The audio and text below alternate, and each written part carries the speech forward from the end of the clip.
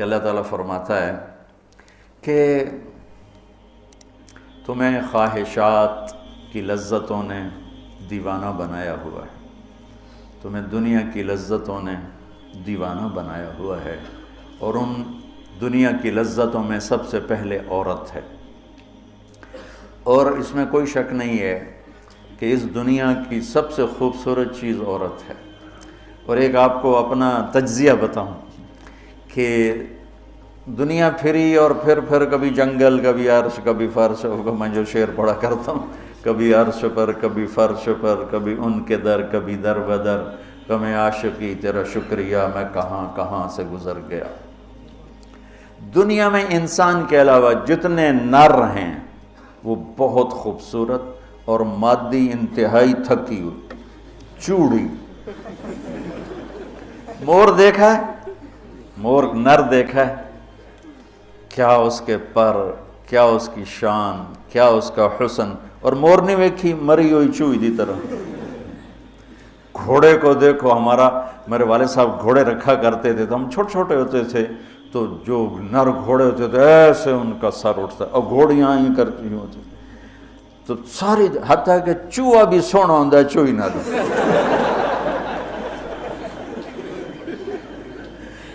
نر کبوتر دیکھو، مادہ کبوتر دیکھو، نر شیر دیکھو، شیر نہیں دیکھو، کھوتا بھی سونا ہے کھوتی نہ دو۔ یہ میرا ایک تجزیہ ہے کہ انسان کے سوا جتنی مخلوق جاندار، اس میں نر خوبصورت ہے، مادہ اس کے مقابلے میں بالکل ماٹھی، اور انسانوں میں اس کے برعکس ہے، اس میں مادہ خوبصورت ہے، نر اس کے مقابلے میں نوکر ہی لگتا ہے بیچارہ۔ اللہ نے عورت کو حسین بنایا ہے، مرد سے زیادہ حسین اللہ نے عورت کو بنایا ہے، اور جنت کی بھی سب سے بڑی نعمت اللہ کی رضا اور نبیوں کا پڑوس اور اللہ کا دیدار، جو ایک روحانی نعمتیں ہیں۔ اس کے بعد جو جنت کی سب سے بڑی نعمت ہے وہ جنت کی نیک عورت ہے، جنت کی حور ہے۔ اسی سے بابا آدم علیہ السلام جو جنت میں اداس پھرتے تھے، جب ماں جی آئے تو ٹھر پائے آدم علیہ السلام، خوش ہو گئے، واہ واہ جوڑی بن گئے، جوٹی دار آ گیا۔ اور یہ بات تو آپ سب کو معلوم ہے کہ اللہ نے یوسف علیہ السلام کو سب سے حسین بنایا، لیکن یہ بات کم معلوم ہے کہ عورتوں میں سب سے حسین اللہ نے حوا کو بنایا، جیسے حوا۔ آج تک کوئی عورت ایسی خوبصورت نہیں پیدا کی گئی جیسے اللہ تعالیٰ نے حضرت حوا کو پیدا کی۔ تو انسانی لذتوں میں سب سے بڑی لذت، سب سے بڑی خواہش وہ اللہ نے عورت، نیک عورت دنیا کی سب سے بڑی نعمت ہے۔ الدنیا کلھا متاع وخیر متاعھا المرأۃ الصالحہ، دنیا چند روزہ ساز و سامان ہے، اور اس میں سب سے اعلیٰ درجے کا ساز و سامان نیک عورت ہے، نیک عورت، جس سے زندگی کی رونق ہے، جس سے زندگی میں حسن ہے، جس سے زندگی میں جمال ہے۔ عربوں میں دستور تھا مار پٹائی کا، تو جب مدینہ میں ایک ریاست قائم ہو گئی تو عورتوں نے آ کے شکایت کی ہمارے خامد ہمیں مارتے ہیں، تو آپ نے ممبر پر کھڑے ہو کر غضبناک انداز میں کہا، جو عورتوں پہ ہاتھ اٹھاتے ہیں ان میں کوئی انسانیت نہیں۔ اس قدر شدید ڈانٹ پلائی، جو عورت پہ ہاتھ اٹھاتا ہے اس میں کوئی انسانیت نہیں، لا خیر فیہم، کوئی انسانیت نہیں ان۔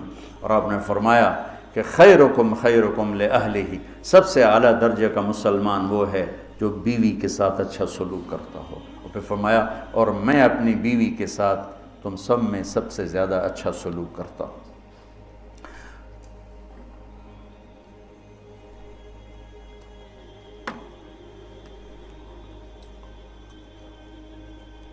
آپ نے 9 گھر آباد کیے جب آپ دنیا سے گئے، 9 بیویاں تھیں، اور کسی گھر میں روٹی نہیں کھانے کو، دودھ نہیں پینے کو، دوا نہیں لینے کو، اور بیویاں قربان ہو رہی ہیں، صدقے واری جا رہی ہیں۔ کس بات پر؟ آپ کے اخلاق، آپ کا حسن سلوک، آپ کا اظہار محبت، آپ کی رواداری، آپ کا انصاف، آپ کی دلداری۔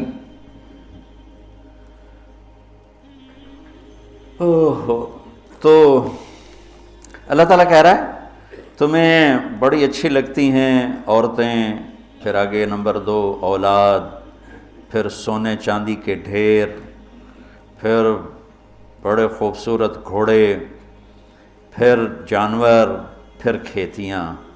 پھر اللہ کہتا ہے یہ تو دنیا کا تھوڑا سا ساز و سامان ہے، اللہ کے پاس بہت خوبصورت ٹھکانہ ہے. پہلے دنیا کا بتایا. ابھی ہم بیٹھے تھے، تمہارے استاد کہنے لگے ذہب سونے کو کہتے ہیں، اور ذہب ہے چلے جانا، یعنی یہ وہ چیز ہے جو چلی جاتی ہے. اور فضہ بھی ہے، ان فضہ سے ہے بھاگ جانا، بھگدڑ مچ جانا.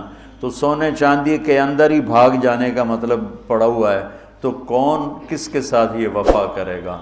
لیکن انسان کی کمزوری اللہ نے بتائی کہ تمہیں عشق ہے، تمہیں تمہاری خواہش ہے میری بیوی ایسی ہو، میرے بچے ایسے ہوں، میرے پاس سونے چاندی کے ڈھیر ہوں، اور میرے پاس سواریاں ہوں، گھوڑے ہوں، میرے پاس لینڈ کروزر ہو، میرے پاس مرسڈیز ہو، میرے بڑے کھیت ہوں، بڑا زمیندارہ ہو، بڑا میرا ڈیرا ہو. یہ سارے تمہارے اندر کے خیالات ہیں جو اندر جنم لیتے رہتے ہیں، لیکن لو بھی لوگے تو کب تک لوگے؟ شیر شاہ سوری نے جب دلی کو فتح کیا، بہت اچھا بادشاہ تھا، بہت اچھا بادشاہ. تو وہ کہنے لگا ہائے افسوس، میرے سر پہ حکومت کا سورج اس وقت چمکا ہے جب میری اپنی زندگی کا سورج غروب ہونے والا ہے. 60 سال کی عمر میں اس نے فتح کیا دہلی کو، اور 66 سال کی عمر میں فوت ہو گیا. تو یہ ساری چیزیں کسی کو مل جائیں، پیدائشی طور پر مل جائیں، وقت کتنا ہے؟ 60 70. زیادہ بوڑھا ہو جائے تو اولاد ہی تنگ پہ جانے. مولانا صاحب دعا کرو ابا جی نو خیر ہو جاوے، یعنی ہوں ٹر جاوے، ماں جی تیرا مت ہو جاوے. لیکن اب اولاد سے خود سنا ہے کہ دعا کرو ماں جی سوکھے ہو جاؤ، مطلب مر کے مگرو لے جاوے. اولاد موت کی دعائیں مانگتی. تو اب اللہ اس کے تقابل میں لاتا ہے، قل اُنَبِّئُكُم بِخَيْرٍ مِّن ذَلِكُمْ. انبیو کا مطلب ہوتا ہے بار بار بتانا. لگا کہ جو تمہیں نظر آ رہا ہے اس سے تو تم اثر لے رہے ہو، میں تمہیں بار بار بتاؤں گا، پوری جنت کو قرآن میں پھیرا دوں گا، کبھی یہاں کبھی وہاں، کبھی یوں کبھی یوں، کبھی نہر، کبھی باغ، کبھی حور، کبھی سونا، کبھی چاندی، کبھی لباس، کبھی کھانے، کبھی اپنی رضا، کبھی زندگی کا ابدی سرمدی ہونا. انبے بار بار تمہیں میں جنت بتاؤں گا. اللہ کے فضل سے بر صغیر میں جنت سب سے پہلے اللہ نے میری زبان سے کہلوائی، ورنہ کسی بڑے سے بڑے علامہ خطیب نے جنت کو نہیں کھولا تھا. سب سے پہلے جنت اللہ نے میرے ذریعے سے چلوائی. اور وہ بھی ایک عجب میرے رب کا نظام تھا. ہم نے بھی پڑھی تو نہیں تھی، نہیں ہمیں پڑھائی گئی تھی. جنت کے ابواب چلوائی، تیز گام چل رہی تھی، نہ پڑھنے والے کو پتہ نہ پڑھانے والے کو پتہ. تو میں سال لگا رہا تھا، 80 81 میں نے سال لگایا جماعت میں. تو فروری کا مہینہ تھا اور ہماری گجراں والے تشکیل تھی، اور کویت کا ایک عرب میرے ساتھ تھا، اکرم اس کا نام تھا. اصل کہیں وہ ترکی تھا لیکن نسلوں سے آباد تھا. تو مجھ سے ایک دن کہنے لگا تو نے حادی الارواح الی بلاد الافراح یہ پڑھی ہے؟ یقین میں نے کہا یہ کیا ہوتا ہے؟ وہ نام عجیب ہے نا، حادی الارواح الی بلاد الافراح. حادی وہ حدی سے ہے، یحدو سے، وہ جو اونٹ کے لیے حدی ہوتی تھی نا، اونٹ کے لیے نغمہ ہوتا تھا، اونٹ تیز ہوتا تھا، تو روحوں کا وہ نغمہ جو انہیں خوشیوں کے شہر کی طرف لے جائے. مجھے پہلے سمجھ میں نہیں، میں نے کہا کیا کہہ رہے ہو، یہ کیا ہے؟ کہنے لگا کتاب ہے. میں نے کہا اچھا کتاب کس کی؟ کہا ابن القیم کی. میں نے کہا میں نے تو آج نام سنا ہے. کہا میں واپس تمہیں چلتے ہیں نا رائمنڈ، تو میرے وہاں پڑی ہے امانت میں تمہیں دوں گا. تو ہماری 10 دن کی تشکیل تھی، ہم واپس آئے تو اس نے مجھے وہ کتاب پکڑائی. میں نے اس کو پڑھنا شروع کیا. سب سے پہلے میرے رونگٹے کھڑے ہوئے کہ یا اللہ اتنا بڑا تیرا مہمان خانہ، اور ہمیں سوائے لفظ جنت کے علاوہ معلوم ہی نہیں کہ وہ کیا دولت ہے، کیا خزانہ ہے. تو کس طرح ہم دنیا سے بے رغبت ہوں گے، کیسے غلط عورتوں کے پھندوں سے بچیں گے، کیسے دنیا کی چمک دمک سے ہم بچیں گے جب تک ہمارے سامنے جنت کی رونق نہ ہو، جنت ایک نوجوان کہنے لگا اللہ حوروں کا لالچ کیوں دیتا ہے؟ میں نے کہا زنا کو روکنے کے لیے کہ لوگ شادی کر کے بھی زنا نہیں چھوڑتے ہیں۔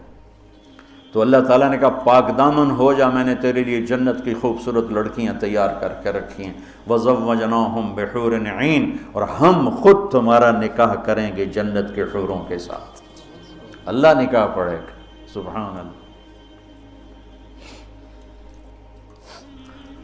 تو میں سال میں تو چل ہی رہا تھا، اور میرے اس وقت ہوئے تھے ستمبر، اکتوبر، نومبر، دسمبر، جنوری، 5 مہینے گزرے تھے، اور باقی 7 مہینے پڑے تھے۔ سب سے پہلے سال میں نے لگایا تبلیغ میں، پہلے 7 چلے ہوتے تھے، میں نے جنت کو شروع کیا، پڑھتا اور بولتا، جماعتوں میں تو پھر رہے تھے، ادھر پڑھنا ادھر بولنا، ادھر پڑھنا ادھر وہ، سارا ایک دم میری ہوا جو شہرت کی ایسے ہوا کی طرح میرا نام پھیل گیا کہ کبھی کسی نے جنت سنی نہیں تھی۔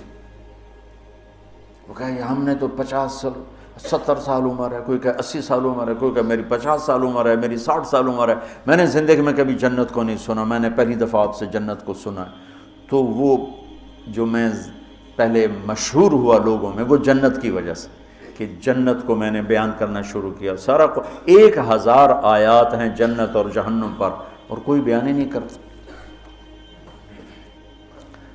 کون ہم مرنا چاہتا ہے؟ کون غربت چاہتا ہے؟ کون بیماریاں چاہتا ہے؟ کون دکھ چاہتا ہے؟ ہر ایک چاہتا ہے کہ ایک آئیڈیل لائف ہو، آئیڈیل گھر ہو، ایک خوبصورت زندگی ہو۔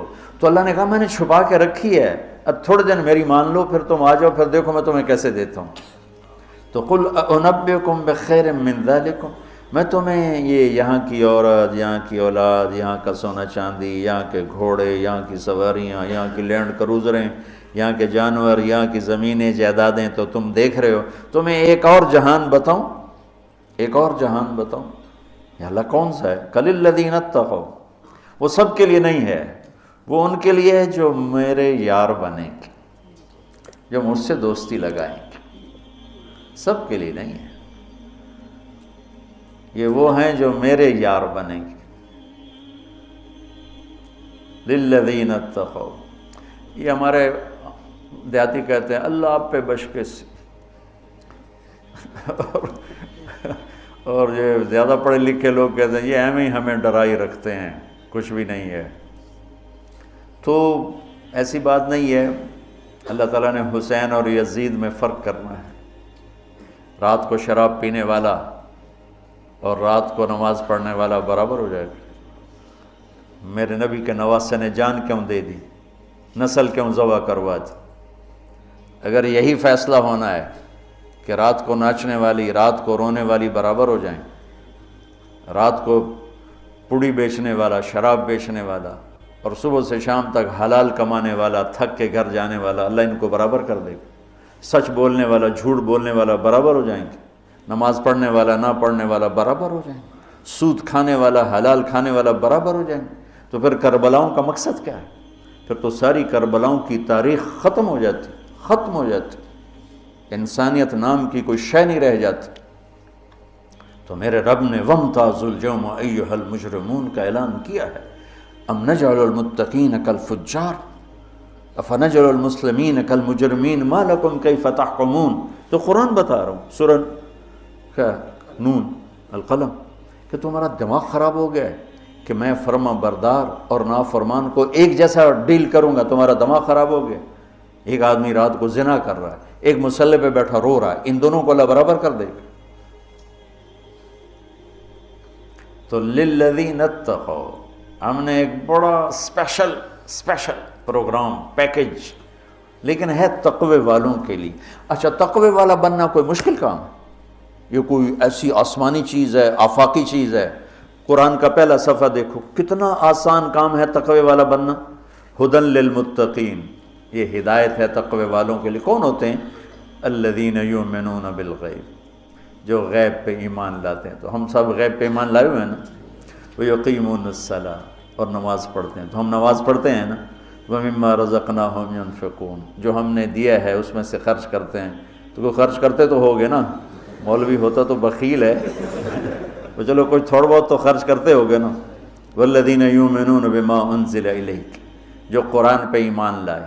وما انزل من قبلک، جو تورات زبور انجیل پہ ایمان لائے۔ بتاؤ اس میں سے کون سی مشکل ہے؟ ایمان لانے میں پھر ساری شرطیں آ جائیں گی نا۔ یہ کہا جا سکتا ہے یہ کیسا تقوی ہے، روزے کا ذکر ہی نہیں، زکوٰۃ کا ذکر ہی نہیں، حج کا ذکر ہی نہیں۔ تو والذین یؤمنون بما انزل الیک، جو قرآن پہ ایمان لائے تو زکوٰۃ بھی دینی پڑے گی، حج بھی کرنا پڑے گا، سچ بھی بولنا پڑے گا، جھوٹ بھی چھوڑنا ہوگا، حرام بھی چھوڑنا ہوگا، وہ تو سارا اس میں آ گیا۔ تو للذین اتقوا، تقوی والا کوئی آفاقی ہو تسی تو جو بڑے تقوی والے ہو، ارے بھائی ہر مسلمان بڑی آسانی سے تقوی والا بن سکتا ہے، چند تو چیزیں ہیں، کر لو تو تقوی آ جائے گا۔ چلو ٹائم ختم ہو گیا، پھر جنت کل بتائیں گے۔ اللہم لک الحمد کما انت اہلہ، فصلی علی محمد کما انت اہلہ، وفعل بنا ما انت اہلہ، انک اہل التقوی و اہل المغفرہ۔ میرے مولا یہ تیرا گھر جو تو نے بنایا ہے، سجایا ہے، ہمارے بھی نصیب فرما دے۔ اور یا اللہ تو نے جو اس دنیا میں شیطان کے پھندے بتائے ہیں، ہمیں ان پھندوں سے نجات عطا فرما۔ ہم بڑے کمزور ایمان والے ہیں میرے آقا، ہماری اتنی طاقت نہیں کہ شیطان سے لڑ سکیں، ٹکر لے سکیں۔ تو اپنے حبیب کے صدقے ہمیں شیطانی پھندوں سے بچا اور ہمیں اپنا بنا، تقوی والا بنا، زہد والا بنا، انابت والا بنا۔ ان سارے بچوں کو ہمارے لیے زاد راہ بنا، سرمایہ آخرت بنا، اور انہیں ہادی و مہدی بنا، اور ہمارے سارے اداروں کو قبول فرما، ہماری ضرورتوں کو اپنے غیب سے پورا فرما۔ اور جتنے لوگوں نے، بندوں نے، بندیوں نے، مردوں نے، عورتوں نے ہمارے ساتھ ہاتھ اٹھائے ہوئے ہیں، ان سب کی جھولیوں کو بھر دے میرے مولا۔ سب کے دکھڑے ہیں، سب کے شکوے ہیں، سب کے پریشانیاں ہیں، اپنے فضل و کرم سے ان مبارک راتوں کی طفیل سب کی جھولیوں کو بھر دے میرے آقا۔ سب کو خوشیاں دے دے، غم ان کے سمیٹ لے، خوشیاں ان کے گھروں میں بھر دے، ڈال دے۔ یا اللہ جس کے جو مسائل ہیں، کوئی معاشی مسائل ہیں، کوئی بیوی کو مسائل ہیں، کوئی خامد کے مسائل ہیں، کوئی اولاد کے ہیں، کوئی اپنے رشتوں ناتوں کے ہیں، کوئی کاروباری ہیں، سارے مسائل حل فرما دے۔ اور ہمیں یا اللہ آسانی والی، عافیت والی زندگی دے، اور آسانی والی واپسی مقدر فرما، ایمان کے ساتھ، اپنی رضا کے ساتھ، برحمتک۔